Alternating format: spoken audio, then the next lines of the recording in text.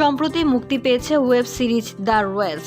দর্শকদের মধ্যে সেভাবে সাড়া ফেলতে পারেনি এই সিরিজ। সমালোচকদের মতে ওটিটিতে এমন বিদেশি সিরিজ বহু রয়েছে, তবে অভিনেতা ঈশান খট্টরের অভিনয় প্রশংসিত হচ্ছে। কিন্তু সিরিজের নায়িকা ভূমি পেডনেকরের চেয়ে তার ঠোঁট নিয়ে আলোচনা হচ্ছে বেশি। পর্দায় নাকি ভূমির চেয়ে তার ঠোঁটই বেশি নজর কেড়েছে।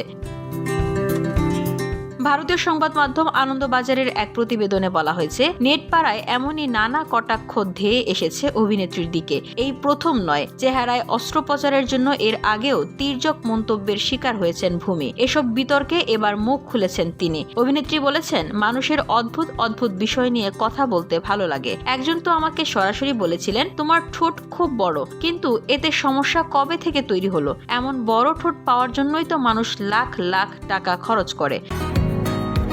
বসুন্ধরা, উত্তরা, বনশ্রী, কুড়িল ও বাড্ডা সহ রাজধানীর বিভিন্ন স্থানে অভিজাত ও অত্যাধুনিক মানের ফ্ল্যাট কেনার এক নির্ভরযোগ্য প্রতিষ্ঠান প্লেজেন্ট প্রপার্টিজ লিমিটেড। তাই আপনার স্বপ্নের আবাসনের জন্য আজই যোগাযোগ করুন। Pleasant properties limited, where destiny matches eventually.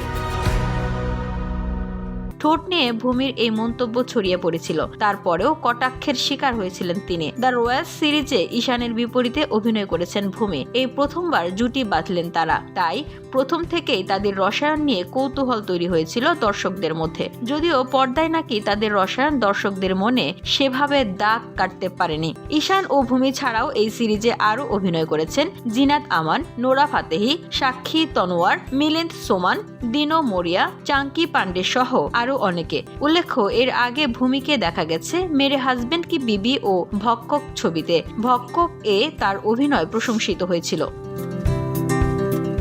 VOD Bangla news desk.